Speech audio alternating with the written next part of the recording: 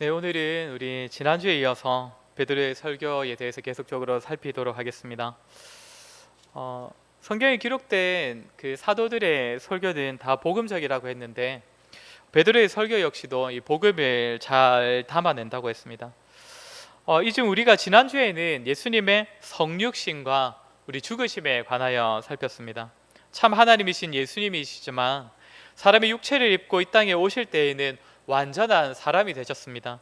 하나님을 철저히 의지하며 살아야 하는 존재인 인간이 되셔서 우리의 연약함과 한계들을 다 경험하셨습니다.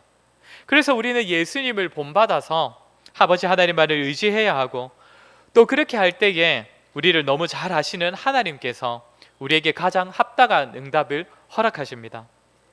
그리고 예수님의 죽으심은 아주 오래전에 예정된 하나님의 구원 계획이 성취된 사건입니다.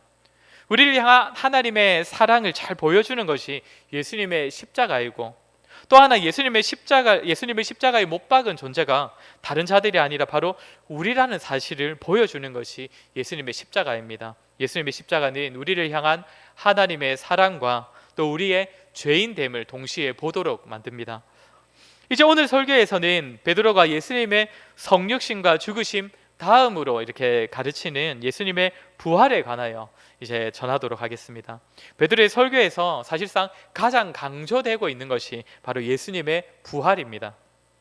우리 먼저 24절을 우리 같이 한번 읽어보도록 하겠습니다. 24절입니다. 시작.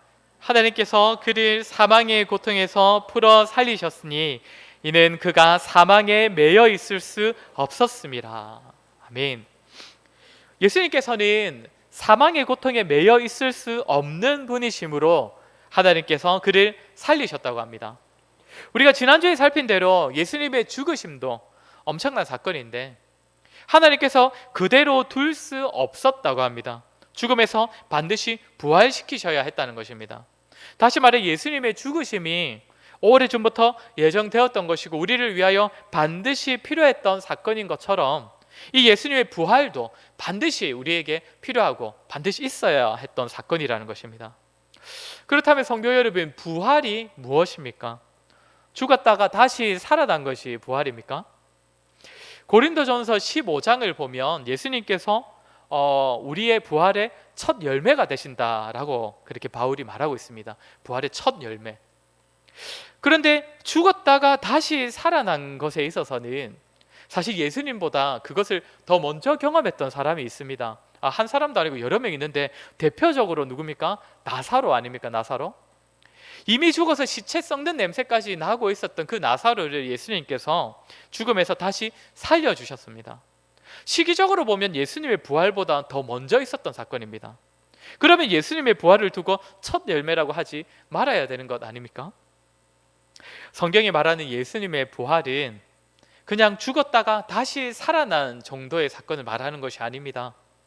예수님의 부활은 영원한 생명으로서의 살아나심입니다. 그 부활이, 그 생명이 이제 우리에게도 주어졌으므로 예수님의 부활을 첫 열매라고 하는 것입니다. 단지 우리의 육신이 죽지 않는다는 의미가 아닙니다. 본래 죄인이기에 영원한 죽음에 이를 수밖에 없는 그 인생에 전혀 다른 새로운 질서가, 새로운 생명이, 삶이 시작되었다는 것입니다. 오늘 본문에서 베드로가 예수님의 부활에 대하여 사용하는 표현이 무엇입니까? 그가 사망에 매여 있을 수 없었음이라입니다. 그래서 하나님께서 그분을 사망에서 풀어 살리셨다, 부활시키셨다고 합니다. 그러니까 죄로 인하여 죽음이 주어지는 그 과정, 그 질서는 하나님께서 모두에게 정하신 질서입니다. 우리의 죄의 짐을 지신 예수님께서도 그 죄의 질서에 따라서 죄로 인하여 죽임을 당하셨고 그로 인하여 지옥으로 내려가셨습니다. 그런데 하나님께서 예수님을 더 이상 그 지옥에, 더 이상 그 사망 가운데 둘 수 없어서 다시 살리셨다고 합니다. 왜 그렇게 다시 살리셔야 했겠습니까? 불쌍해서? 하나님의 친아들인 예수님께서 지옥에서 고통받고 계시니 그럼 너무 마음이 아프셔서 다시 살리신 것입니까? 그것이 아닙니다. 아버지 하나님께서 예수님의 죽음을 통한 그 제사, 그 피의 제사를 연락하셨다는 겁니다. 다 받으셨다는 겁니다.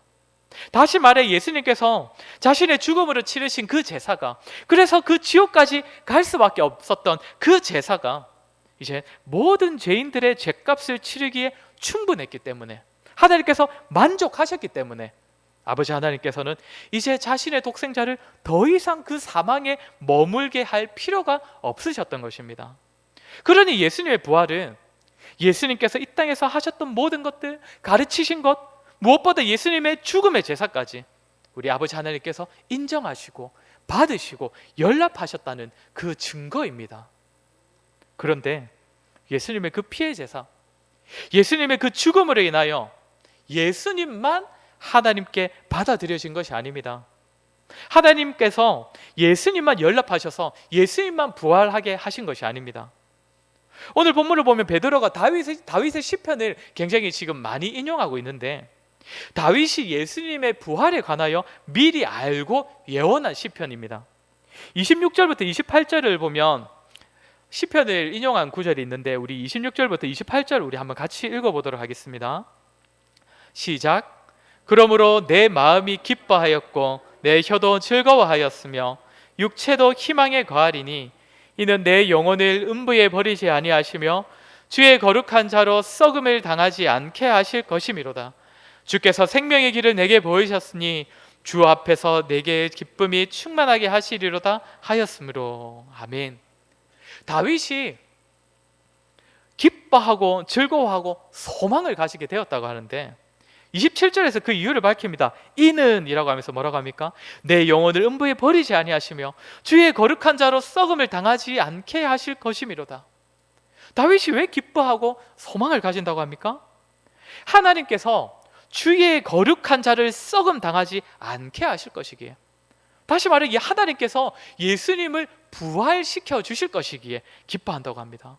그런데 예수님만 썩음을 당하지 않으시는 것이 아니라 다윗 자신도 내 영혼을 음부에 버리지 아니하시며, 예수님만이 아니라 다윗 자신도 사망에 거하지 않게 될 것이라고 합니다. 그리고 28절에서 뭐라고 합니까? 주께서 생명의 길을 보이셨다고 합니다. 다윗은 예수님의 부활을 깨달으면서 이것이 자신에게 주어진 생명의 길임을 알았고, 그로 인하여서 기쁨이 충만하다고 고백을 한 것입니다. 다윗이 예수님의 부활을 미리 알 때에 왜 기뻐하고 있습니까? 예수님의 부활이 단지 예수님만의 부활이라면, 예수님의 다시 살아나심이 그저 하나님께서 예수님만 인정하시고 예수님만 연락해 주신 사건이라면 다윗이 기뻐할 이유가 없지 않습니까? 다윗이 기뻐하고 즐거워하고 소망까지 누리는 이유는 예수님의 부활이 자신에게 생명의 길이 된다는 사실을 알았기 때문입니다. 예수님의 부활이 아버지 하나님께서 예수님만 받아주시고 연락하신 사건이 아니라 그분에게 속한 모든 자들을 아버지 하나님께서 인정하시고 받으시고 생명의 길로 인도하셨음을 보여주는 것이 예수님의 부활이기에, 다윗은 장차 오실 그 예수님을 바라보면서 미리 기뻐하고 있는 것입니다.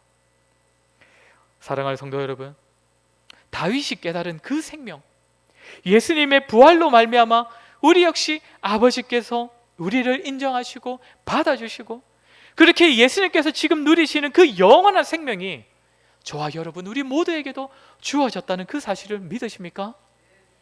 죄로 인하여 이 땅에서는 비참한 인생을 살아갈 수밖에 없고, 육신의 죽음을 피할 수 없고, 결국 지옥이라는 영원한 죽음을 맞이하는 것이 모든 죄인, 모든 사람들의 자연스러운 삶의 질서인데, 예수님의 부활로 말미암아 이 자연스러운 죄의 질서에, 죄인의 인생에 이제는 새로운 생명, 영원한 생명이 들어왔음을 보여주는 것이 예수님의 부활입니다. 그리고 첫 열매인 예수님의 부활이 이제 우리에게도 열매를 맺어서 우리 역시 부활과 영원한 삶으로 인도받을 것입니다. 그렇게 우리 역시 다윗처럼 예수님의 부활을 우리의 부활과 예수님의 영원한 생명을 우리의 영원한 생명으로 여기며 기뻐하고 즐거워하고 소망을 누릴 수 있는 것입니다. 성도 여러분, 예수님의 십자가 죽음은 너무나 중요한 사건이지만 그것이 끝이 아니었습니다. 예수님의 고난과 예수님의 죽으심이 끝이 아니었습니다.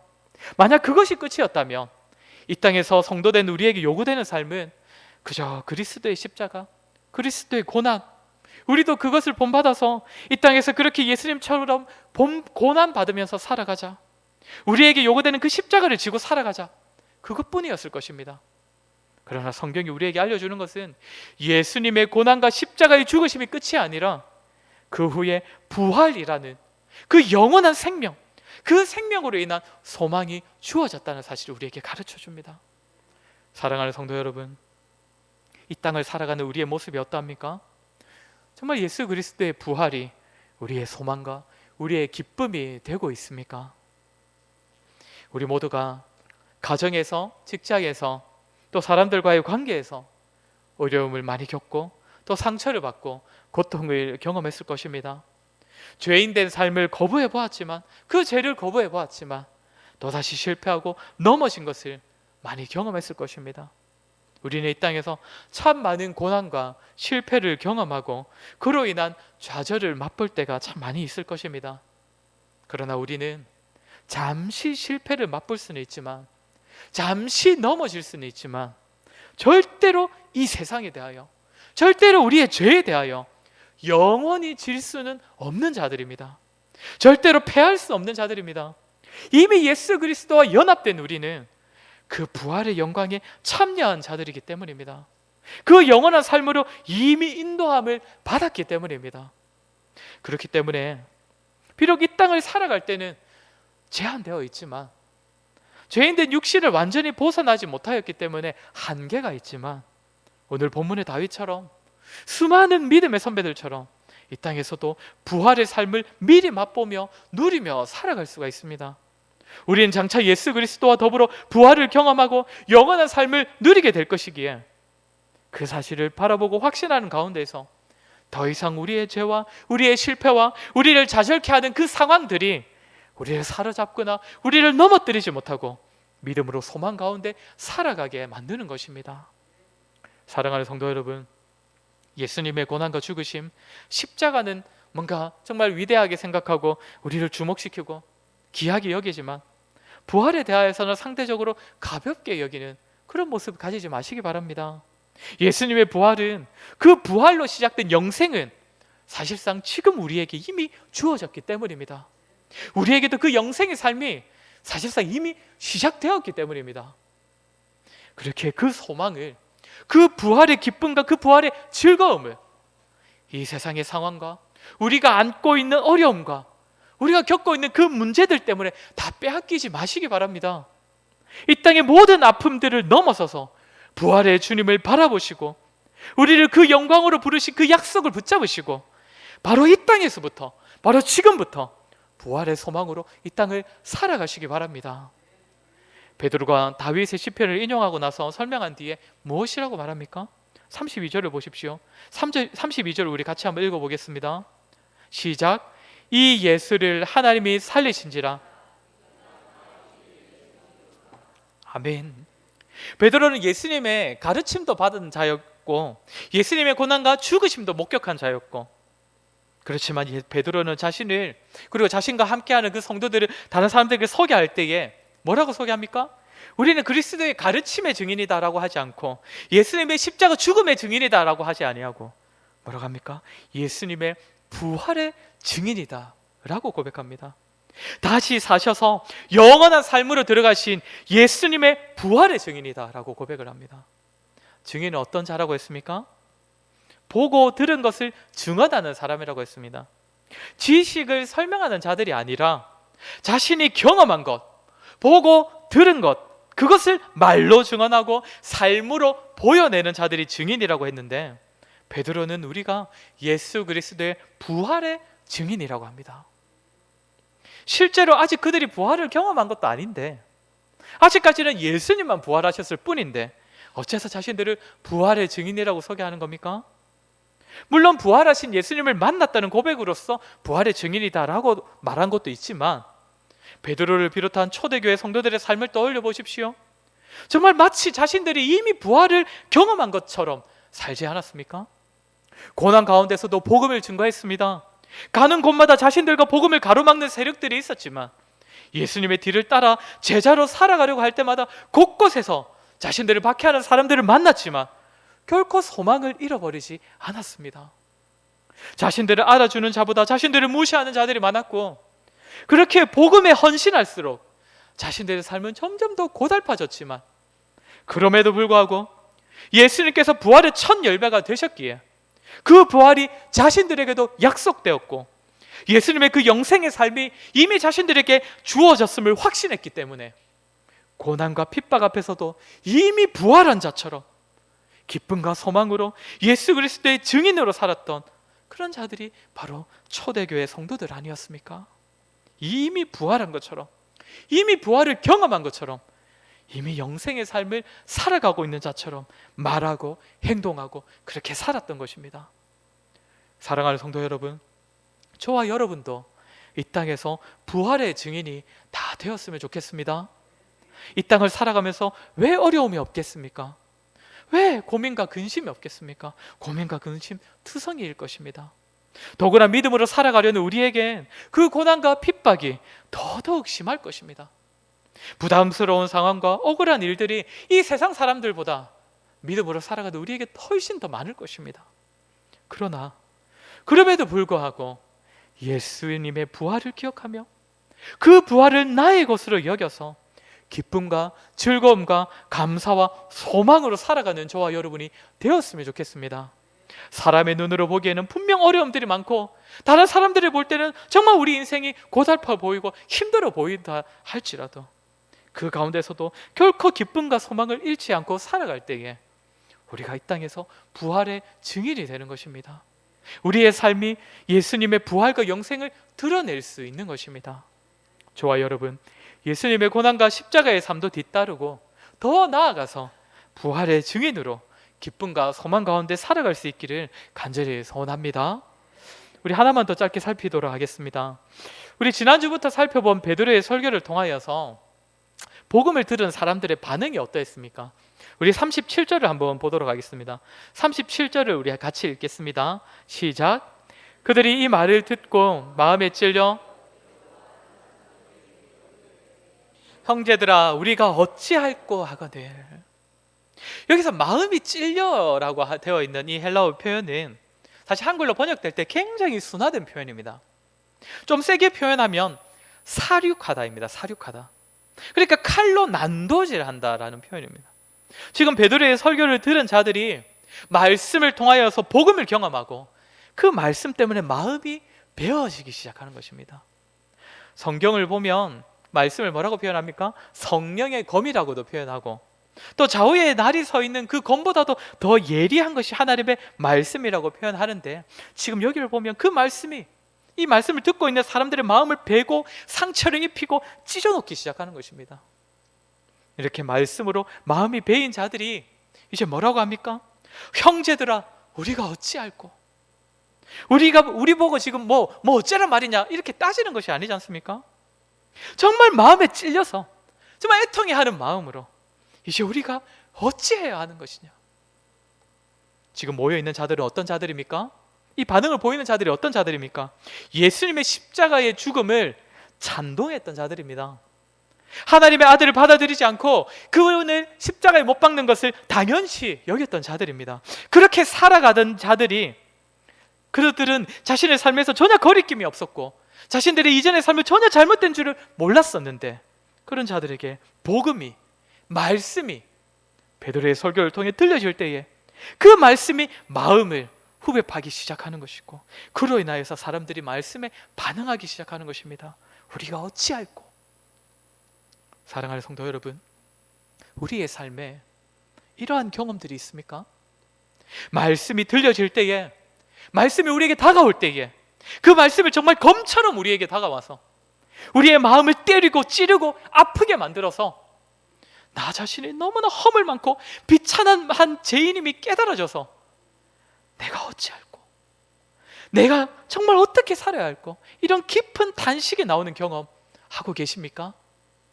오늘 본문에는 말씀의 빛이 비춰지니 이전에 잘못되었던 자신의 삶이 깨달아지고 자신들이 예수 그리스도를 십자가에 못 박은 장본인임이 깨달아져서 괴로워하며 애통해하고 있는데, 우리는 정말 말씀 앞에서 우리 자신을 돌아보고 있습니까?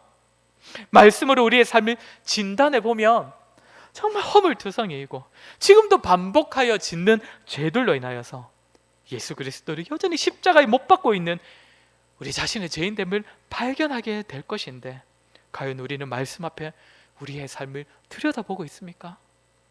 말씀이 들려질 때에 그 말씀을 현재 나를 찌르는 도구로 받고 있습니까? 우리의 지식을 하나 더 채워주고 우리에게 뭔가 감동과 감격을 주는 도구가 아니라 나의 죄를 들추어내고 나의 더러운 자아를 정확하게 짚어주기 때문에 말씀으로 내 마음이 아프고 찔리고 괴로워서 하나님, 내가 어찌해야 합니까? 복음을 받았으면서도 마치 복음을 모르는 자처럼 살아가고 있고, 믿음을 가졌지만 믿음 없는 자처럼 살아가고 있는 그런 우리이기 때문에 말씀을 익히 들어왔지만 여전히 말씀대로 살아가지 못하고 있는 저이기 때문에 하나님, 제가 지금 어찌해야 합니까? 사랑하는 성도 여러분, 하나님의 말씀은 분명 우리에게 위로가 되고 우리에게 기쁨이 되고 우리에게 소망을 주는 말씀들입니다. 그런데 또한 그 말씀은 우리에게 찔림이 될 수밖에 없습니다. 죄인인 자들에게 들려지는 말씀이고 죄인된 자들의 삶을 비추는 말씀은 검이 될 수밖에 없습니다. 찌르는 존재가 될 수밖에 없습니다. 그러나 이것이 우리에게 너무나 필요한 작업입니다.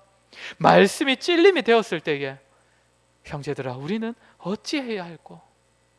그리하여 베드로의 가르침에 따라 그들이 회개하고 회개하는 자에게 주시는 죄사함과 성령을 선물로 받았고, 그들이 이제 돌이켜 세례를 받아 이날에만 믿는 자들의 수가 3,000명이 되었다고 합니다.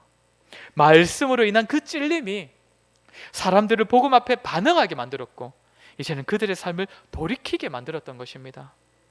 말씀의 능력은 검과 같이 사람의 심령을 찔러 놓는 이 말씀의 능력은 단지 처음 예수님을 믿을 때에만 적용되는 것이 아닙니다. 여전히 우리의 양심은 깨끗하지 못하고 여전히 정욕을 따라 살아가기를 즐거워하는 우리의 육신이기 때문에 말씀이 우리를 찌를 때에, 우리를 괴롭게 할 때에 우리에게도 어찌해야 할까라는 고민이 시작되는 것이고, 그것으로부터 이제 회개하고 돌이키는 삶이 시작되는 것입니다. 부활을 믿으면서도 부활의 증인으로 살지 못하는 우리를 보게 하고 그리스도의 부활이 아니라 온갖 세상에 썩어질 것에 소망을 두고 살아가는 우리 자신을 돌아보게 만드는 것, 그렇게 자복하게 만드는 것은 오직 우리를 찌르는 하나님의 말씀뿐이기 때문입니다. 그러니 성도 여러분, 듣기 좋은 설교만 너무 좋아하지 마시고 마음을 기쁘게 하는 말씀만 들으려 하지 마시고 우리의 삶을 돌이키도록 이끄는 말씀, 우리를 찔리게 하는 말씀, 우리의 양심을 자극하는 말씀을 사모하시고 또 주목하시고 그 말씀을 들으심으로써 찔림 받으시고 또 도전 받으시기를 바랍니다.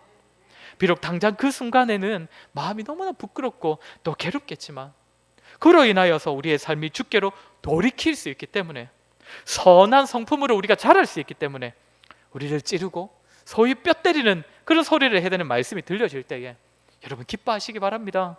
우리 하나님께서 말씀의 검으로 우리의 삶을 인도하신다는 사실을 기억하시기 바랍니다. 오늘 이 자리에 모인 우리 모두가 예수 그리스도의 부활이 우리 모두에게도 해당되고 사실상 우리의 삶은 이미 그 부활의 삶, 영생의 삶으로 인도되었음을 기억하면서 또 확신하면서 부활의 증인으로 살아가는 저와 여러분 되었으면 좋겠습니다. 또한 말씀 앞에 우리 자신을 바라보고 그 말씀으로 찔림 받아서 우리 자신의 삶을 정말 부지런히 주께로 돌이키는 그러한 일들이 우리의 삶에 많아지는 저와 여러분이 되기를 주의 이름으로 간절히 소원합니다. 우리 이 시간에 한번 말씀을 기억하며 우리 한번 같이 기도했으면 좋겠습니다. 성도 여러분, 우리는 정말 예수 그리스도의 부활을 지식 이상의 것으로 우리가 받아 누리며 경험하고 있습니까? 정말 그 부활이 우리에게도 주어졌다는 사실을 확신하고 그 부활로 인하여서 이 세상에서 우리가 겪게 되는 그 좌절과 실패 앞에서도 소망을 가지고 살아가고 있습니까? 우리 시간 기도할 때 하나님, 예수 그리스도의 부활이 이미 우리에게도 확증되었고 예수 그리스도께서 사시는 그 영원한 삶이 우리에게도 이미 시작되었다는 그 사실을 확신하며 살아가게 하여 주시옵소서. 그래서 우리가 이 땅에서부터 우리가 실패와 좌절을 경험할 때에도 그 부활로 인하여 소망 가운데 살아가는 우리가 되게 하시고 그 소망을 이 땅 가운데 드러내는 부활의 증인으로 살아가는 우리가 되게 하여 주시옵소서. 그러기 위해서는 우리가 먼저 정말 이 말씀으로 자주 돌이켜야 할 것이고, 그 말씀 앞에 우리가 찔림받고 반응해야 할 것인데, 하나님 우리에게 말씀을 들려주실 때마다, 말씀을 보게 하실 때마다 우리의 양심이 찔림받고, 그래서 하나님께 부지런히 돌이키는 그러한 삶을 살아가는 우리가 되게 해달라고, 우리가 들은 말씀을 기억하며 우리 한번 같이 기도하도록 하겠습니다. 기도하겠습니다. 좋으신 하나님,